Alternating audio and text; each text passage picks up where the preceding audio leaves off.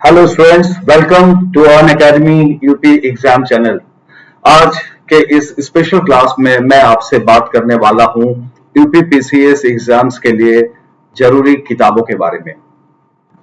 जैसा कि आप सबको मालूम है कि जब आप सिविल सर्विसेज की तैयारी शुरू करते हैं, या तो यूपीएससी या फिर स्टेट पीसीएस की, तो पहला सवाल आपके सामने यही आता है कि तैयारी कैसे की जाए, तैयारी की शुरुआत कैसे की जाए और उसके लिए कौन कौन सी बुक्स पढ़ने की आवश्यकता है। आप सबको मालूम है कि जो हमारा एकेडमिक है, जो हम एकेडमिक में यानी कि अपने कॉलेज में जो हम पढ़ते हैं, एग्जाम में सिविल सर्विसेज में जो सिलेबस हमारा है वो बेशक उसी एकेडमिक पर आधारित है, लेकिन कई मामलों में सिलेबस के अंदर जो चीजें लगाई गई हैं वो वहां एकेडमिक में नहीं पढ़ाई जाती। इसीलिए जरूरी हो जाता है कि हम जब एक कॉम्पिटिटिव एग्जाम की तैयारी करते हैं और खासकर सिविल सर्विसेज की तैयारी करते हैं, तो फिर उसके लिए जो स्पेसिफिक स्पेशलाइज जो किताबें हैं, बुक्स हैं, स्टडी मटेरियल्स हैं, हमें उसका अध्ययन करना पड़ता है। और तब फिर एक समस्या आती है बुक्स का चयन यानी कि सिलेक्शन ऑफ बुक्स और साथ ही साथ स्टडी मटेरियल। आज के संक्षिप्त क्लास में मैं बात करूंगा कि स्टडी मटेरियल के तहत क्या हमें पढ़ना चाहिए। लेकिन उससे पहले एक बात मैं और आपको कह दूं कि आप ध्यान रखिएगा कि सिलेबस को जानना बेहद जरूरी है और उसके उसके एक एक करके मैं सीक्वेंस में सारी बात आपको बताऊं ताकि आप बेहतर तरीके से जान सके कि तैयारी कैसे करें। यहाँ एक अन अकेडमी के सब्सक्रिप्शन के लिए हम अक्सर कहते हैं, आप जिन लोगों ने सब्सक्रिप्शन नहीं लिया है वो जरूर ले लें। और एक जो आपके सामने बैनर दिख रहा है वो दिख रहा है पुस्तकें क्या पढ़ें क्या नहीं पढ़ें। मैं पिछले 5-6 वर्षों से रेगुलर अखबारों में कॉलम लिखता हूं और जब मैं देखता हूं ऐसे कॉलम लिखते हुए जब स्टूडेंट्स के और कैंडिडेट्स के क्वेश्चंस आते हैं, तो ज्यादातर सवाल इसी विषय पे होते हैं कि हमें कौन सी पुस्तकें पढ़नी चाहिए, स्टडी मटेरियल क्या हो और एक एक अच्छा स्टडी मटेरियल हमें कहां से मिल सकता है। अक्सर ये सवाल मुझसे पूछा जाता है, इसीलिए आज के सेशन में, स्पेशल सेशन में मैं ये क्लास लेकर आपके सामने उपस्थित हुआ। ये मेरा एक आर्टिकल भी है जो अखबारों में प्रकाशित हो चुका है सिविल सेवा मार्गदर्शन के नाम से। देखिए, उत्तर प्रदेश की अगर हम बात करें खासकर, तो उत्तर प्रदेश सिविल सेवा परीक्षा की तैयारी में ये के लिए भी एक बड़ा प्रश्न है कि क्या पढ़ा जाए क्या नहीं पढ़ा जाए, और ये प्रश्न अभ्यर्थियों को परेशान करता है। यहां मैं आज की इस क्लास में समान अध्ययन निबंध और जो सामान्य हिंदी है उसके संबंध में उसके लिए कुछ उपयोगी पुस्तकों की चर्चा करूंगा और मुझे पूरी आशा है कि आपको इसका लाभ मिलेगा, आप जानेंगे। एक बात मैं इसे शुरू करने से पहले कह दूं आपको कि जब भी आप परीक्षा की तैयारी शुरू करें तो एक बात मेरी बात ध्यान में रखें, क्योंकि ये सबका कॉमन सवाल है। सभी लोग ये जानना चाहते हैं कि आखिर क्या किया जाए। सबसे पहले जो काम करें वो है कि आप जिस परीक्षा की तैयारी करना चाहते हैं उस परीक्षा के पाठ्यक्रम को देखें। ठीक है ना? सबसे पहला काम परीक्षा के पाठ्यक्रम को देखें, यानी कि syllabus of the exam. Number 2, आप क्या करें, परीक्षा के पाठ्यक्रम को ठीक से समझे, देखें कि इसमें क्या क्या टॉपिक लगाया गया है। और एक बात कही जाती है जिस बात का आपको ध्यान रखा जाना चाहिए कि आप हो सके तो परीक्षा के पाठ्यक्रम को बिल्कुल आप ऑन द टंग, ध्यान एकदम जबान पे आपके होनी चाहिए। क्योंकि एग्जामिनेशन में सवाल जितने मुश्किल नहीं होते उतना ये पहचानना मुश्किल होता है कि ये प्रश्न कहां से है, किस सेक्शन से है और हमारे सिलेबस के किस भाग से है और इसका पूछे जाने का मतलब क्या है। तो इसीलिए बेहद जरूरी है कि आप परीक्षा के पाठ्यक्रम को समझ लें। जैसे कि अगर मान लीजिए कहा जाए कि impact of globalisation on Indian society, तो आपको मालूम चल जाए कि जो हमारा फर्स्ट पेपर है उसमें सोसाइटी पढ़ना है और उसमें ये टॉपिक शामिल है, वहां से ये पूछा गया है। क्योंकि पेपर का भी अप्रोच अलग अलग होता है। अगर science and tech third paper में अगर कोई सवाल पूछा गया है और वो सामाजिक विषयों के साथ जुड़ा हुआ है तो भी उसका रुझान साइंस एंड टेक की तरफ होगा। तो कई बार अलग अलग पेपर में आपस में मिलजुल के भी सवाल होते हैं, उनको भी ध्यान रखा जाना बेहद जरूरी है। तो परीक्षा के पाठ्यक्रम को आप समझें। दूसरी बात क्या करें कि आप विगत वर्षों के प्रश्नों को, पिछले साल के विगत वर्षों के प्रश्न यानी कि जो प्रीवियस ईयर के क्वेश्चंस हैं उनको घर पे लाइए और पलट कर देखिए कि उसमें किस तरह के सवाल पूछे गए हैं। और ये प्रीलिम्स और मेंस दोनों के लिए मैं कह रहा हूं कि प्रीलिम्स और मेंस दोनों के आप क्वेश्चन बैंक खरीदें और देखें कि पिछले साल क्या सवाल पूछे गए हैं और फिर पाठ्यक्रम को देखें कि कहां से पूछे गए। कई बार ये होता है कि हम तैरने नहीं जानते और नदी में कूद जाते हैं, तालाब में कूद जाते हैं, तो हमारी स्थिति क्या हो सकती है आप समझ सकते हैं। यही ज्यादातर होता है कि लोग तैयारी शुरू कर देते हैं लेकिन उन्हें तैयारी का जो रोड मैप जिसे हम कहते हैं वो नहीं मालूम होता कि आखिर सिलेबस क्या है और हमें पढ़ना क्या है, और इसकी वजह से समस्या आती है। आइए हम देखें क्या क्या हमें पढ़ना है। हिस्ट्री, एक तो सबसे पहली बात कि जीएस के सभी सेक्शन में मैं कहूंगा कि आप एनसीईआरटी से अपनी शुरुआत करें। ऐसा इसलिए कि एनसीईआरटी बेशक 12th की किताबें हैं, 12th क्लास की किताबें हैं, मतलब स्कूल की किताबें आप कह लीजिए कि ये स्कूल के लिए लिखी गई हैं और सिविल सर्विसेज के लिए ये लिखी गई नहीं है। लेकिन बार बार हम कहते हैं एनसीईआरटी एनसीईआरटी, तो इसलिए क्योंकि NCERT is the best source for concept building के लिए सबसे अच्छा स्रोत जो है वो है एनसीईआरटी। एक तो बच्चों की क्लास की किताबें हैं तो सरल भाषा में समझाई गई है, आपको समझ में आ जाएगा और एक अच्छी कॉन्सेप्ट बनेगी। कॉन्सेप्ट का मतलब है फाउंडेशन। एक बार आपका फाउंडेशन बेहतर बन गया तो आप जितनी भी रेफरेंस बुक पढ़ेंगे वो सब आपकी समझ में आ जाएगा। तो हिस्ट्री में भी आप 9th से लेकर 9th 10th 11th 12th की एनसीईआरटी किताबें, जो प्राचीन भारत है उसके लिए आर एस शर्मा किताब बहुत अच्छी है, मध्यकालीन भारत के लिए सतीश चंद्रा, स्पेक्ट्रम आधुनिक भारत का संक्षिप्त इतिहास बेस्ट किताब है। इसके अलावा कुछ भी आपको पढ़ने की जरूरत नहीं है। बिपिन चंद्रा आजादी के बाद का भारत, समय मिले तो जरूर इसे पढ़ें। इसी के साथ साथ स्वतंत्रता के बाद इतिहास के बारे में भी अक्सर सवाल पूछा जाने लगा है अब, तो इसके लिए रामचंद्र गुहा की किताब आती है भारत गांधी के बाद। तो ये चीजें आप इसे जरूर लें। इसके साथ आधुनिक भारत का बिपिन चंद्रा जो है उस किताब को पढ़ें। स्पेक्ट्रम की किताब तो हो ही गई, मैंने बता ही दिया। कला एवं संस्कृति के बारे में एनआईओएस जो national institute of open schooling की किताब है, एक दो बुकलेट है उसकी कल्चर पे, Indian art and culture, that is sufficient, more than sufficient. उसके अलावा आपको कुछ भी पढ़ने की जरूरत नहीं है। और एक बात मैं आपको यहाँ और कह दूं कि बुक्स और सोर्सेज जो हैं बहुत लिमिटेड हों, याद रखिएगा, बेहद लिमिटेड हों। आप ज्यादा किताब पढ़ने के बजाय उसे बार बार पढ़ें तो ज्यादा ठीक रहेगा, ठीक है ना। तो सोर्सेज एकदम सीमित हो और उसी को बार बार पढ़ें। बहुत लोग लाइब्रेरी बना लेते हैं और फिर उसका उपयोग नहीं कर पाते। तो हिस्ट्री पे 4-5 किताबें आपको पढ़नी है। जहां तक इंडियन पॉलिटी एंड गवर्नेंस का सवाल है तो यहां भी मैं कहूंगा 9 से लेकर 12 तक की एनसीईआरटी, बहुत इसके नीचे जाने की जरूरत नहीं है। बहुत लोग कहते हैं 6, 7, 8 की, बहुत इसकी जरूरत नहीं है क्योंकि इसमें जो साधारण चीजें हैं वो आपको उतना मालूम है। तो 9 से लेकर 12 तक की एनसीईआरटी आप पढ़ें, ठीक है। इसमें कोई सवाल आपका हो तो सवाल भी आप लिखते रहेंगे। एनसीईआरटी एम लक्ष्मीकांत की बुक अपने आप में कंप्लीट है, सफिशिएंट है, एक कंपाइलेशन है और सारी चीजें एम लक्ष्मीकांत में है। केवल एक लक्ष्मीकांत आप ले लें तो काम चल जाएगा। उसी तरीके से सेकंड पेपर में, मुख्य परीक्षा के सेकंड पेपर में जो गवर्नेंस है उसके लिए भी लक्ष्मीकांत की एक बुक है, भारतीय शासन। आप ये 2 किताब रख लें तो काम चल जाएगा। इसके अलावा अगर आपके पास शौकिया टाइम हो तो फिर हमारा संविधान, हमारी संसद जो सुभाष कश्यप जी की किताब है, कॉन्सेप्ट के लिए आप पढ़ सकते हैं। अदरवाइज यदि आपने एनसीईआरटी पढ़ लिया है तो इसको पढ़ने की आवश्यकता नहीं है। यानी कि केवल और केवल लक्ष्मीकांत की 2 किताबें पढ़ लेंगे तो आपका मेंस और पीटी दोनों काम चल जाएगा। बस केवल करंट अफेयर्स आपको ध्यान में रखना पड़ेगा क्योंकि एम लक्ष्मीकांत की जो बुक है वो स्टैटिक पॉलिटी है। करंट पॉलिटी के लिए आपको जो नए नए अमेंडमेंट्स, नए नए चेंजेस होते हैं, नया एक्ट आता रहता है, उन सब के लिए आपको करंट अफेयर्स की स्टडी मटेरियल को देखना पड़ेगा। तो एम लक्ष्मीकांत की 2 किताबें। जहां तक अर्थव्यवस्था का प्रश्न है तो यहां भी क्लास 8 से लेकर 12 तक की एनसीईआरटी की बुक बहुत अच्छी है कॉन्सेप्ट बिल्डिंग के लिए।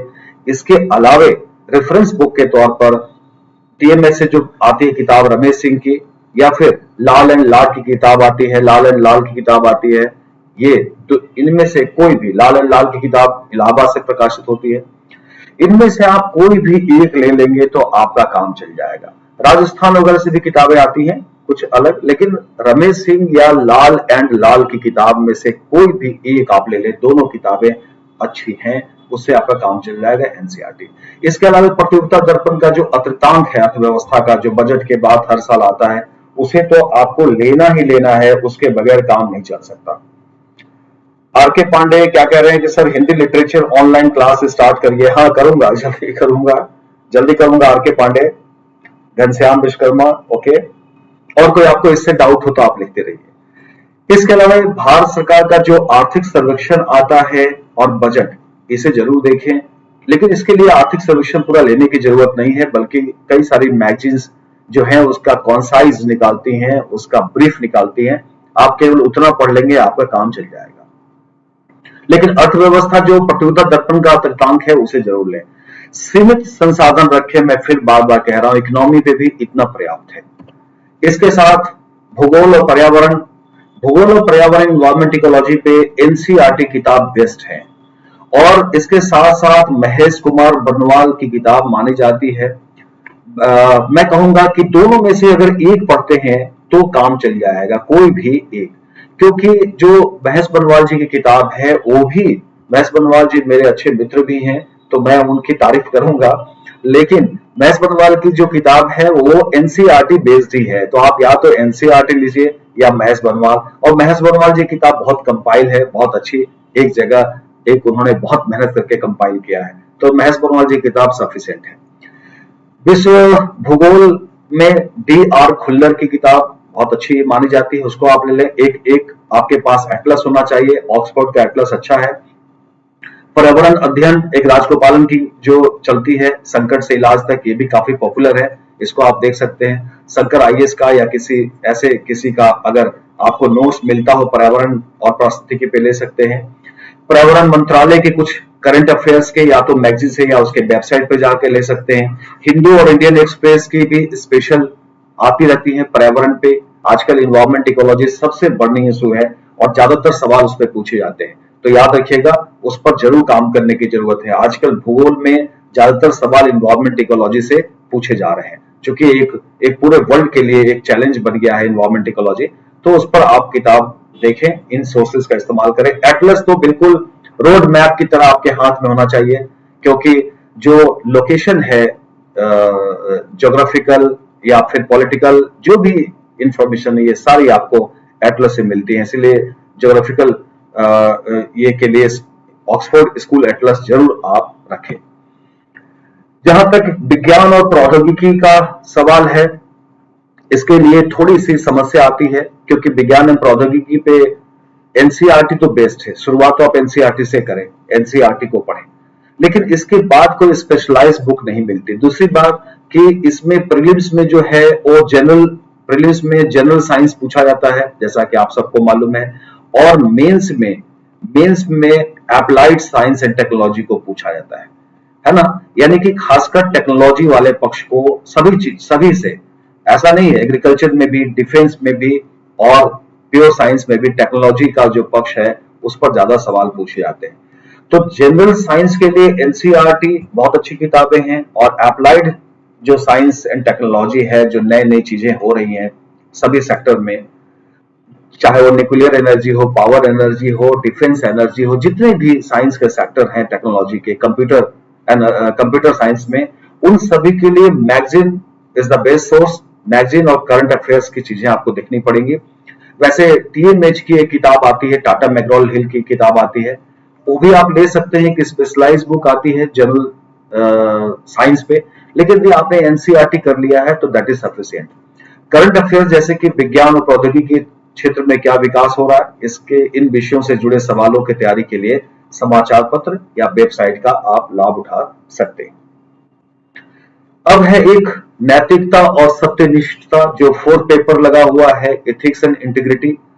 जिसके लिए एक बड़ी समस्या है, क्योंकि ये बिल्कुल नया विषय है। वैसे साइकोलॉजी में तो ये पढ़ाया जाता है, फिलॉसफी में भी ये पढ़ाया जाता है, कुछ पब्लिक एडमिनिस्ट्रेशन में भी पढ़ाया जाता है। तो अलग अलग ये विषय, इसके बड़े सारे रेंज हैं एथिक्स के, क्योंकि हर फील्ड में एथिक्स की बात हो रही है। तो ये कुछ फिलॉसफी का भी पेपर है, ये फिलॉसफी का भी पार्ट है, कुछ पब्लिक एड का भी पार्ट है, कुछ साइकोलॉजी का भी पार्ट है।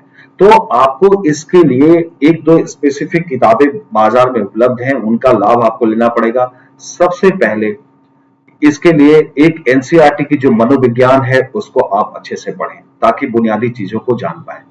इस विषय की तैयारी के लिए कोई विशेष पुस्तक तो नहीं कही जा सकती, लेकिन कुछ प्रमुख और अच्छे लेखक की या प्रशासनिक विचारकों की पुस्तकें पढ़ते हैं तो इससे आपको मदद मिलेगी। कुछ बाजार में आई हैं, जैसे क्रॉनिकल की पुस्तकें आई हैं, क्रॉनिकल की पुस्तकें इस पर आई है एक, और एक दो किताबें और भी बाजार में आ गई हैं। लेकिन इसके लिए अच्छा होगा कि आप किसी भी अच्छे कोचिंग इंस्टीट्यूट्स के जो बने बनाए नोट्स हैं वो भी आप देख सकते हैं, क्योंकि इसमें जो केस स्टडी है वो कोचिंग इंस्टीट्यूट्स के स्टडी मटेरियल में बहुत कुछ अवेलेबल है, तो बाजार में ऐसा मिले तो आप ले सकते हैं। साथ ही साथ इसमें थोड़े से अपनी समझ का भी उपयोग करना है इस विषय में। बहुत कुछ इसका सैद्धांतिक पक्ष नहीं है, थोड़ा सैद्धांतिक पक्ष है और थोड़ा इसका व्यवहारिक पक्ष है, और ज्यादातर मार्क्स इसमें व्यवहारिक पक्ष से आते हैं। तो साइकोलॉजी की बुक और जो ऐसे बाजार में क्रॉनिकल की बुक्स भी अवेलेबल है, तो आप इन किताबों को लेकर इस विषय को तैयार कर सकते हैं। बाकी अखबारों से और अलग अलग केस स्टडी ऐसे प्रकाशित होते रहते हैं, उनको भी आप देखें। बेहतर यही होगा, मैं कहूंगा कि किसी अच्छी कोचिंग इंस्टीट्यूट के आप नोट्स ले सकते हैं जहां फैकल्टी ने मेहनत करके सेक्शन पे मटेरियल तैयार किया है, तो आप उसका लाभ उठा सकते हैं। सेकंड एआरसी, बिल्कुल उसमें भी इसका जिक्र किया गया है। सेकंड एआरसी में भी बहुत अच्छे से इस विषय पर प्रकाश डाला गया है, उसका भी आप लाभ उठा सकते हैं। और उसमें यह भी है कि जो कोचिंग इंस्टीट्यूट्स के जो नोट्स हैं उन्होंने इसका उपयोग कर लिया है अच्छे से, सेकंड एआरसी का निकाल कर बहुत अच्छे से तैयार किया है। तो नैतिकता और सत्यनिष्ठता पे आप साइकोलॉजी, सेकंड एआरसी और किसी कोचिंग के नोट्स मटेरियल, बस आप इतना चीज देखें, बहुत सीमित देखें, इसमें ज्यादा विस्तार जाने की जरूरत नहीं है। दूसरी बात है, कोचिंग लेने की कतई आवश्यकता नहीं है। इतना ये व्यवहारिक विषय है कि इसमें कोचिंग लेने की आवश्यकता नहीं, आपको कॉमन सेंस लगाने की जरूरत है। करंट अफेयर्स बहुत वाइड है, और करंट अफेयर्स आज हमारे सभी एग्जाम्स में उसका सेक्शन बढ़ता जा रहा है, लगभग 40% करंट अफेयर्स, और मुख्य परीक्षा में तो आप इसको 50% प्लस कह सकते हैं, करंट अफेयर्स के सवाल पूछे जाते हैं। करंट अफेयर्स का दायरा काफी विस्तृत है, लेकिन करंट अफेयर्स जितना मुश्किल है उतना आसान भी है। आसान इसलिए है कि आप अगर सभी विषयों के एक बार कॉन्सेप्ट बना लेते हैं तो करंट अफेयर्स में थोड़ा थोड़ा डेवलपमेंट होता रहता है। 2-3 साल के करंट अफेयर्स में बहुत बड़ा चेंज आप देखेंगे, लेकिन मुद्दा वही है, थोड़ा थोड़ा उसमें एड ऑन होता रहता है।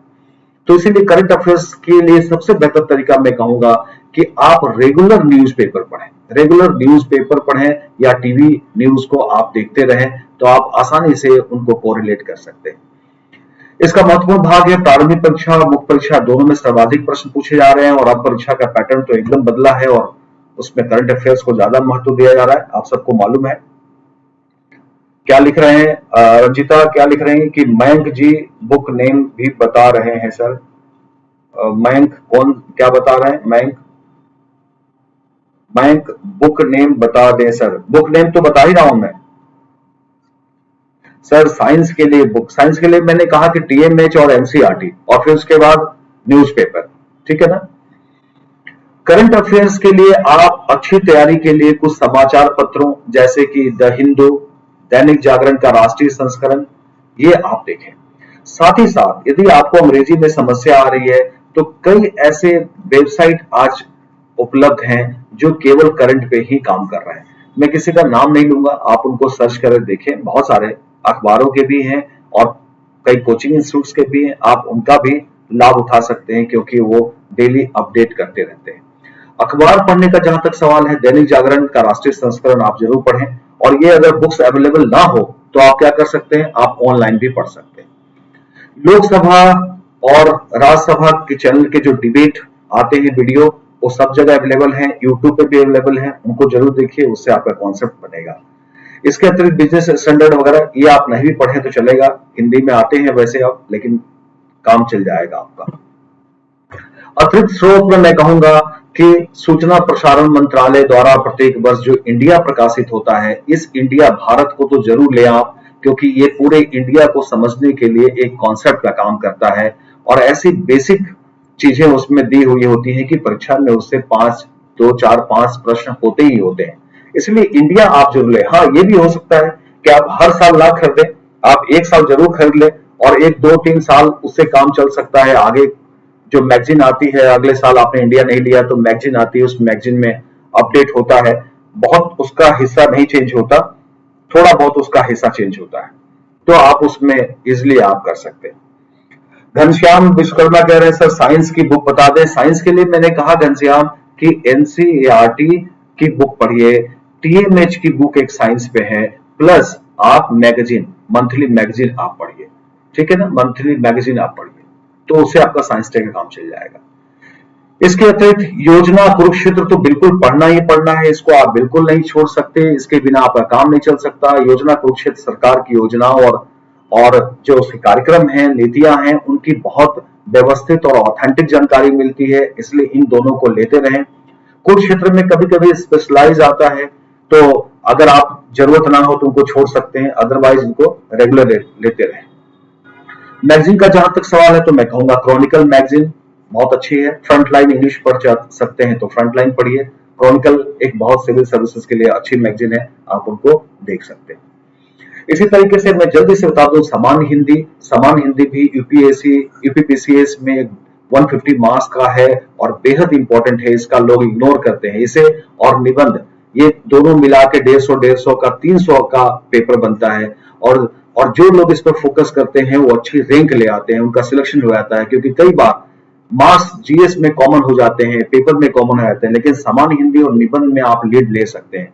इसके लिए सिलेबस आपको पता ही है, बस केवल पिछले 5 से 10 वर्षों के क्वेश्चन सॉल्व कर लें, आपके सारे सवाल बन जाएंगे, क्योंकि बार बार रिपीटिशन है। व्याकरण में उन्हीं चीजों को पूछा जाता है जो कठिन है, और ऐसे 100-200 शब्द हैं, 100-200 वाक्य हैं, वाक्य शुद्धि के व्याकरण के नियम हैं, बहुत आसान है अगर पिछले आप 10 वर्षों के क्वेश्चन प्रैक्टिस कर लेते हैं तो। जहां तक किताब की बात है तो हरदेव भारी की, या तो वासुदेव नंदन प्रसाद की भारतीय भवन की बुक आती है, या फिर पृथ्वीनाथ पांडे की। याद रहे कि केवल एक बुक कोई भी लेनी है, सारी बुक्स में एक ही चीजें हैं।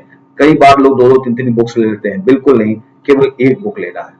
जहां तक निबंध का सवाल है, निबंध एक दिन में नहीं आएगा, और ना ही कोई निबंध की एक बुक हो सकती है। यद्यपि बाजार में कई सारे किताबें अवेलेबल हैं, लेकिन कोई एक बुक सफिशिएंट नहीं हो सकती। निबंध आपके प्रैक्टिस पर है, लिखने पर है, इसीलिए मैं आपको सुझाव दूंगा कि संभव हो तो डेली डायरी अपनी लिखें, या कुछ डेली लिखें। लिखने की आदत, प्रैक्टिस आपकी प्रतिदिन होनी चाहिए। साथ ही साथ अखबारों के जो लेख हैं, समाचार पत्रों के संपादकीय और पत्रिकाओं के लेख इसके लिए बेहद उपयोगी हैं। आपको मालूम है यूपी की यदि हम बात करें तो साइंस टेक, करंट अफेयर्स, सामाजिक सांस्कृतिक विषय, आर्थिक और वैज्ञानिक विषय एक टॉपिक होता है, सामाजिक सांस्कृतिक एक टॉपिक होता है, और एक होता है साहित्यिक, करंट अफेयर्स का एक होता है। तो विषय ऑलरेडी डिवाइडेड है, अगर आप उन विषयों पे पढ़ते हुए सामग्री इकट्ठा करते रहें, एक फाइल बना लें, कुछ कोटेशंस, कुछ पंक्तियां, कुछ फैक्ट्स आप नोट करते रहें और लिखने की आप डालें तो ये बेहतर हो सकता है। इसके अतिरिक्त यूनिक प्रकाशन दिल्ली या प्रयाग पुस्तक इलाहाबाद से जो निबंध की बुक आती है, वो बुक अच्छी है, मेरी देखी हुई है, मैंने देखा है, वो बुक बेहद अच्छी है, आप उन बुक्स को ले सकते हैं।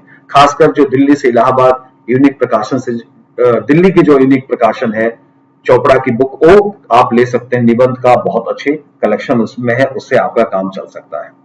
तो ये एक संक्षिप्त में बहुत थोड़ी देर की क्लास, ये एक स्पेशल सेशन है, इसलिए मैंने जल्दीबाजी में आपको चीजें बताई हैं।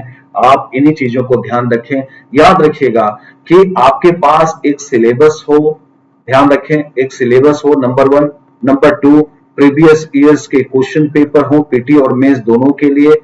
और थर्ड, ये लिमिटेड बुक्स होने चाहिए, बस ज्यादा बुक्स जो भी इकट्ठा करेगा वो नुकसान में रहेगा। लिमिटेड बुक्स आप जब पढ़ लें, खूब अच्छे से प्रैक्टिस कर लें, उसके बाद यदि लगता हो तो आप कुछ और एक्स्ट्रा पढ़ लें, क्योंकि कॉम्पिटिटिव एग्जाम का एक बना बनाया फ्रेम है, आपको उसी में सेट होना पड़ता है। लेकिन बेहतर होगा कि आप कुछ अलग से भी साहित्य की किताबें, कुछ और मनोरंजन किताबें भी आप पढ़ सकते हैं, उससे आपका सोचने समझने का दायरा बेहतर होगा, और उससे आपका कॉम्प्रिहेंशन के सवाल भी आपके ठीक होंगे। लेकिन जहां तक सेक्शन जीएस का सेक्शन का सवाल है, तो हर सेक्शन पे 3-4 किताबें एनसीईआरटी और 1-2 रेफरेंस किताबें, 3-3 किताबें, और बार बार उनको पढ़ें। और पढ़ने का तरीका क्या?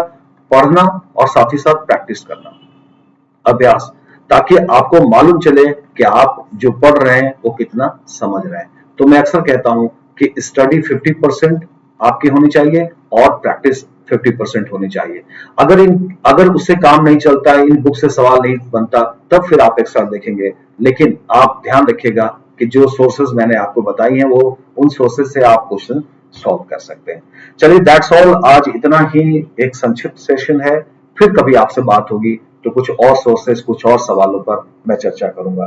थैंक यू रंजीता, दीपक गुप्ता और बाकी जितने लोग आज के सेशन में, खरदूषण और बाकी घनश्याम, आर के पांडे और विनय प्रकाश और जितने भी डीपी माथुर, पृथ्वी तिवारी, आप सभी का बहुत बहुत धन्यवाद कि आप सब लोग मेरे इस सेशन में शामिल हुए। फिर आपसे मुलाकात होगी शाम 5 बजे। तब तक के लिए गुड बाय। Thank you.